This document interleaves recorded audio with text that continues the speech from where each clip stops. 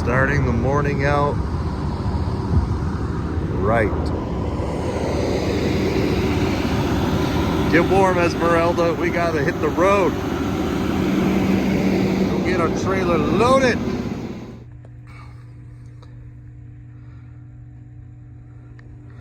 I'm here at the shipper. There's 3 doors, and I've been here before. We're in Salt Lake, and I know for a fact that the forklift guy that works here, he's kind of a punk. So there's these 2 trucks, Sharp and Handy. The Sharp guy's backed into a door that doesn't work, that the lift gate's broken. I know that, unless they fixed it since I was here 4 days ago. And then the Handy guy is next to me in a dock that works, but he didn't break his seal. He was just in front of the door, so he just went and popped his seal, and now he's back into the door. So anyways, hopefully they unload me before them, or I mean load me before them, so we'll see. Funny. Also, these Walmart salads, guys, let's see, apple walnut, Walmart, you get these at Walmart. They're like $3 or $4 ish. They're actually really good. You got grilled chicken that's chilled. Some of them have let's see, what is this? Is this corn? I think that's potatoes, or no, that's pineapple and pear chunks. Yeah, they got tons of these salads at Walmart for a couple dollars. Go and snack some of those and put them in your fridge. And then I got some green juice up there, my water bottles and my Monsters. My closet here. Go get some of these. They're freaking cheap, and they're actually really good. You put them in your fridge. They last for a while. But I mean, if you get a salad like this at Love's, it's $10. Look how big that is. Okay, it's really not that big, but you can get a couple of them, and you'd be saving half as much instead of getting one of these, instead of getting food at the truck stop at Love's. Their salads are so expensive. Their boiled eggs are so expensive. They are nice because they are pre-peeled. You just put salt on them and eat them if you're into boiled eggs. But yeah, I'll get one of these. Go get something that you can throw in a microwave or heat up.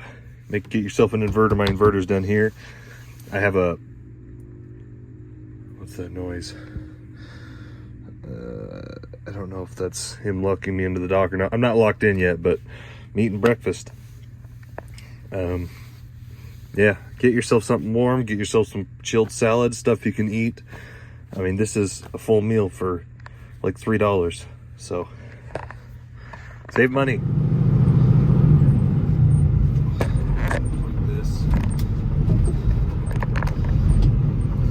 All right.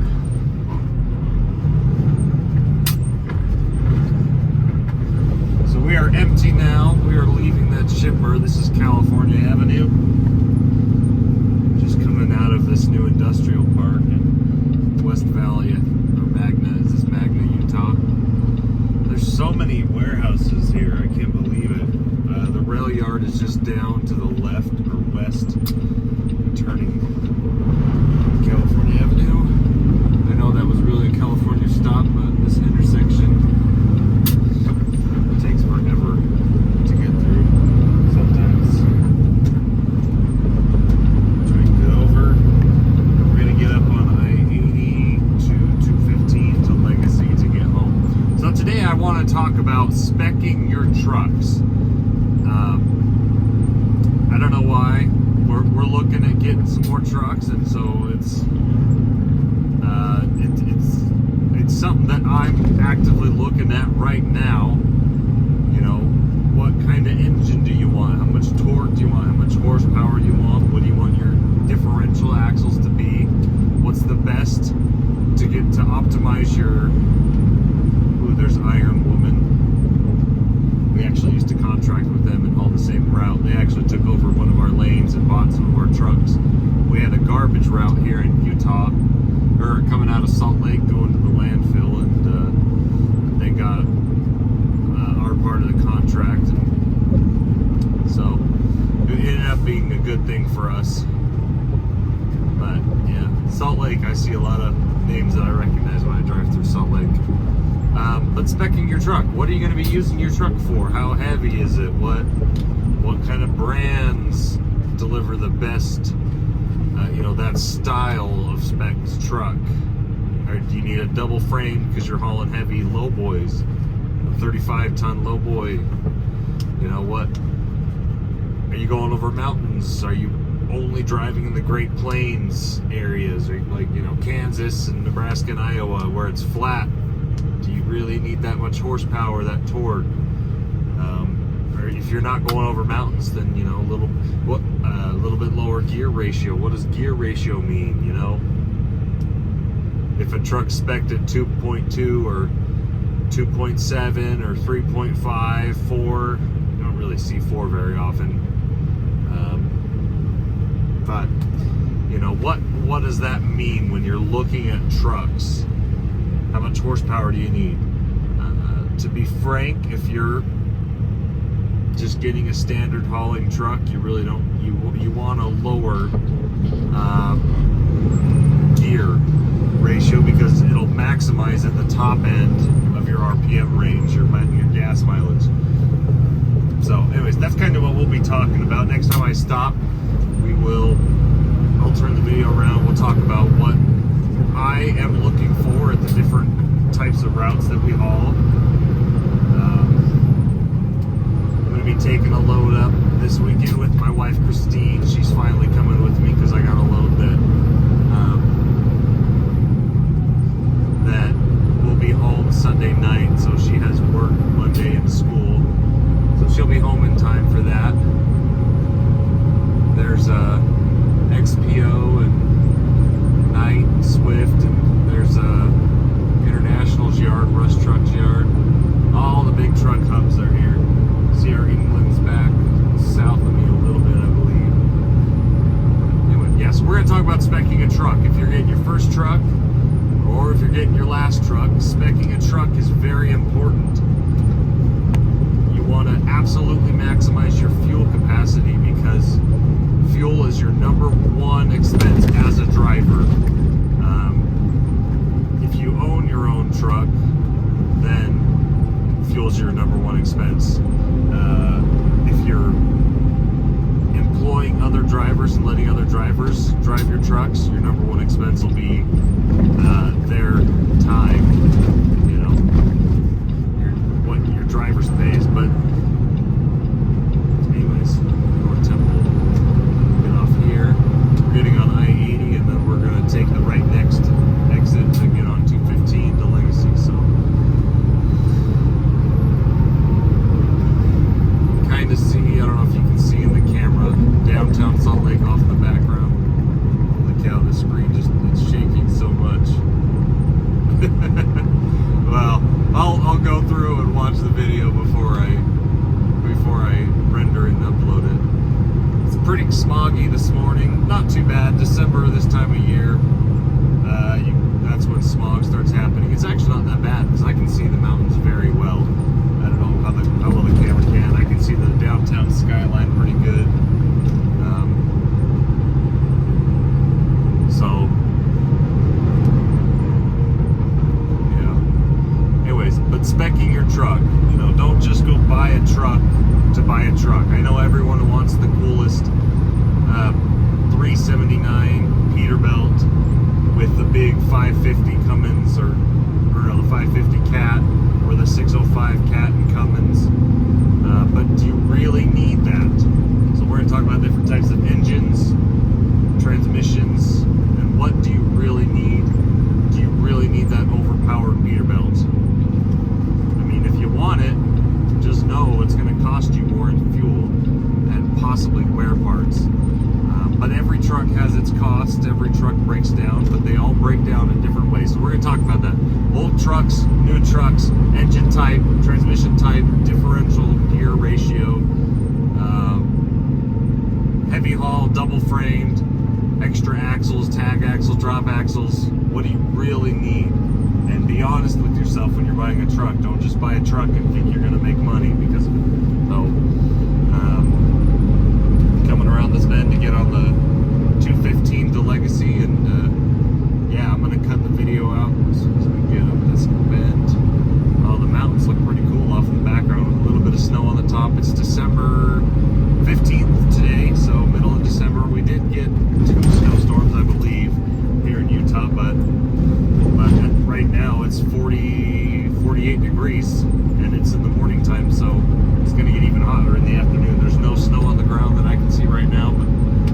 some off on the mountaintop. So, all right, I'll see you guys when I stop.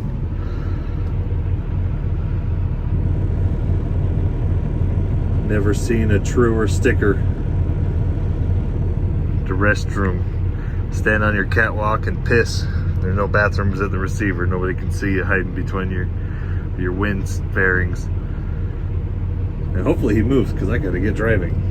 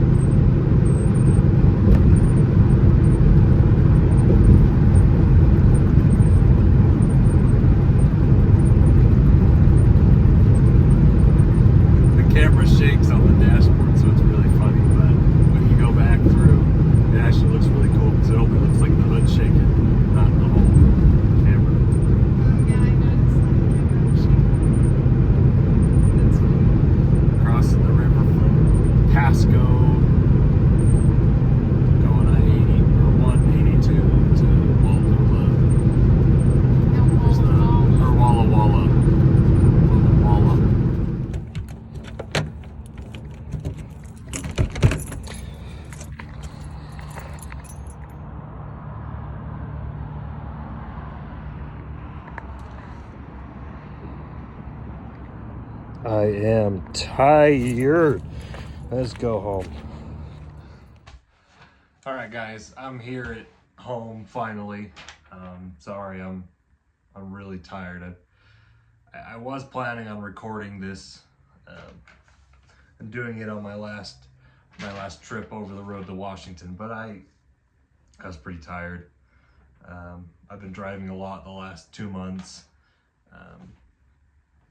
I think I did like 1,100 miles in November, which for an experienced driver, that's not a lot, but you have to understand I'm dispatching and driving, so I'm managing other drivers too. So anyways, that's why this is a little bit later from my last clip when I was driving in Salt Lake and said I'm gonna talk about speccing trucks in this video. So we're gonna talk about that now. I made a list of some things that I want to talk about. Now, keep in mind when I say these things, it's not necessarily, if you don't get a truck spec'd this way, you're not going to make money in trucking, because there's a lot of trucks that can be used for a lot of different types of hauling. But if you are looking at buying a truck, you know, if you haven't bought the truck yet, it's good to consider speccing it how you would need it to be spec'd to get the maximum efficiency and the life out of the truck that you choose to haul with. So the first thing I have is engine brand. A lot of people get really fussy. Everyone picks their favorites. What type of engine do you want? I'm only speaking from what I've seen, the trucks that we've personally had, and some of my buddies, the trucks that they have had. But in the last decade, we've gone through about 50 different trucks, maybe 46. I think we're almost to 50 trucks, and lots of different specs, lots of different engine sizes, styles. We've had one of every type of engine before, so I've seen them all. All truck engines break. They all have their own problems. Let's see, maybe if I scoot back, my light's right above me. My face is a little bit dark.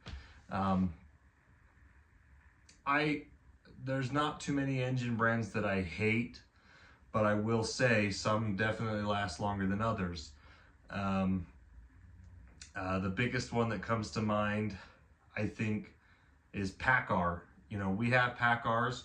I think we have 2 trucks currently that are running PACCARs, but we've had terrible luck with our PACCARs. They've all given us problems. You know, comparing engines. So let me list out the types of engines that we've had before. We've had Detroit's, very good for the most part. Cummins, Cat, Volvo, Mack. PACCAR. Is that all of them? All the main ones: PACCAR, Cummins, They all have their own problems, and I don't want to tell you to not buy PACCARs, but the PACCAR engines, especially the MX-15s, they're made to be a lighter, heavy-duty engine. So they're made out of graphite or graphite composite or something like that.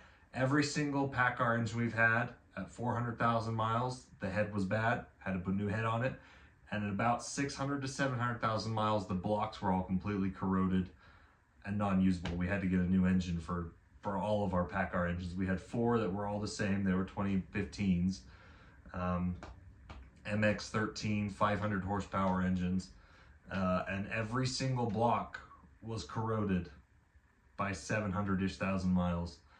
And, which, you know, I don't know. I will say they are lighter. They are about a ton lighter than a Cummins equivalent engine would be. So they are lighter. They do get much better fuel economy, but you have to understand the blocks do not last forever like the Cummins blocks do typically. Cat and Cummins engines, they are heavier. They get less fuel mileage, but the blocks typically last longer. I would say, for instance, we have a couple Cummins engines that the blocks are between 1 and 2 million miles. The block is still good. Now, you're going to have to do a rebuild at between 600 and 900,000 miles.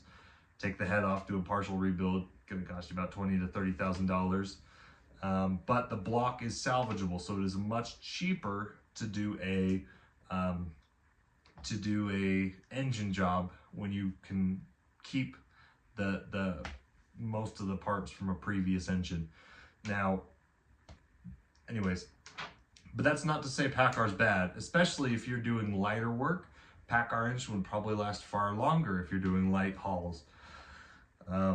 Lighter duty trucks, especially if you're doing like a box truck or a little flatbed delivery truck, a PACCAR engine would probably do very well, or a small dump truck where it's not hauling nearly as much payload as something that probably we would haul.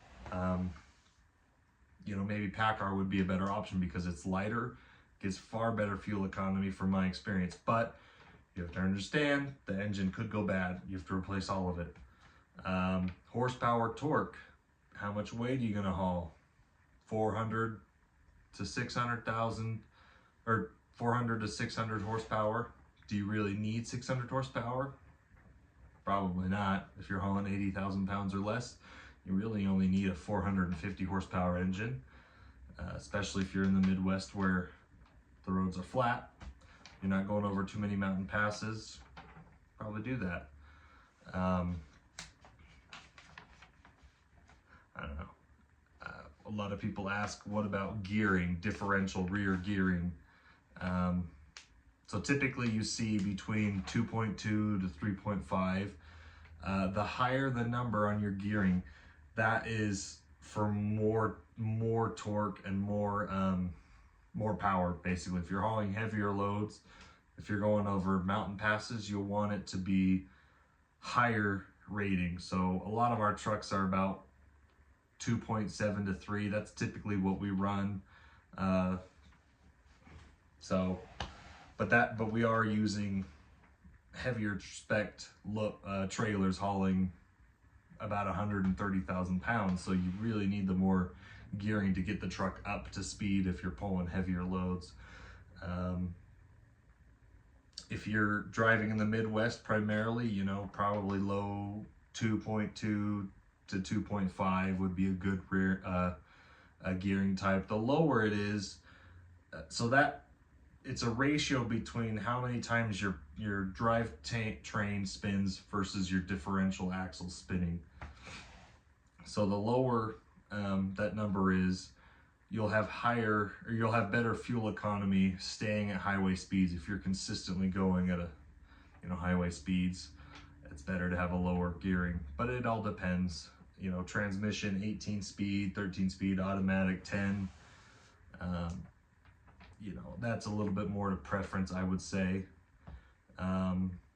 If you've ever heard, or if you're looking at truck listings and they say double framed, that would be a heavier duty truck, typically used primarily for hauling low boys or low decks, double drop decks.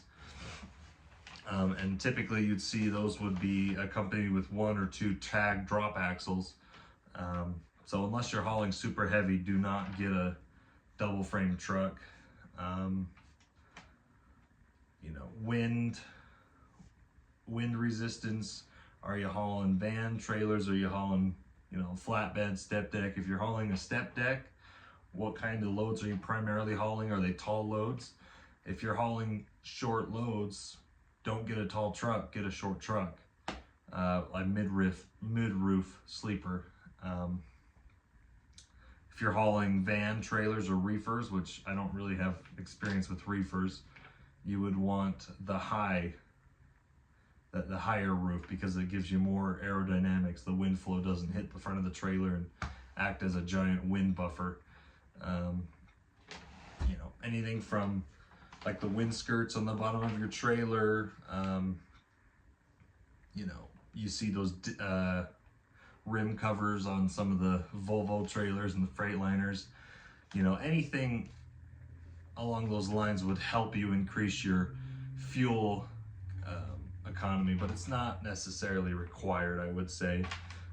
You know, like I said in the beginning, I've hauled many different types of loads, heavy, light. I've hauled 150,000 pound excavator before with a little international day cab that only had a 400 horsepower C13 engine, the Cat C13. So you can, most trucks can do most jobs. The question is, if you're picking out a truck, don't pick out the most overpowered truck because you want to, because that's gonna cost you fuel in the end. You know, if you already have a truck and you're saying, hey, I want to switch to this division, or I want to do flatbed instead of van, make some more money, you know, it's not gonna kill you to use a truck that's not necessarily properly set up, but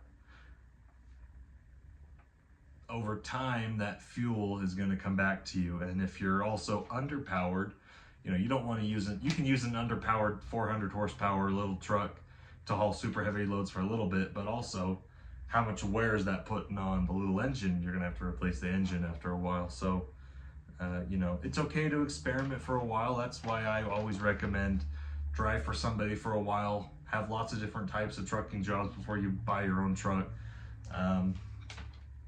So anyways, this is kind of the things that I'm going through, because we're probably going to buy a couple more trucks in the future.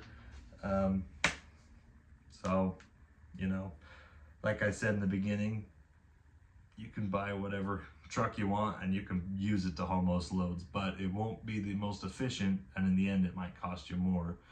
As if, you know, you're looking at buying a truck now, now's the time to buy it. I can't believe how much trucks are selling on the market right now. You can get a good truck with 200,000 to 300,000 miles, almost any style. You can get it for under $50,000 right now. Trucks haven't been this cheap for 4 years. So, you know, if you do have your contract set up and you need a truck, now's the time to buy. And now's the time to buy trailers, you know. So anyways, here's my gun wall. I'm thinking I want to do some videos in the future doing like gun reviews on some of my guns. This isn't all my guns, I got some in my safe, but I don't want to ruin my algorithm because I'm doing truck videos and gun videos. So anyways, yeah, spec the truck before you buy it. Don't just buy a truck. You can get that way for a while, but your fuel is your number one expense as a driver or as a truck owner. Fuel is absolutely your number one expense, other than your driver's wage. So your driver's wage and your fuel are the most expensive part, but fuel is one of the things you can save. Anything you can do to save on fuel, you almost always got to do it. But if you can, within reason, don't spend too much money to avoid you know, your fuel cost. But still, there's a lot of things you could do to save money on fuel that don't really cost that much. So anyways, I'm probably gonna wrap this video up because I'm tired. We'll see you in the next trip.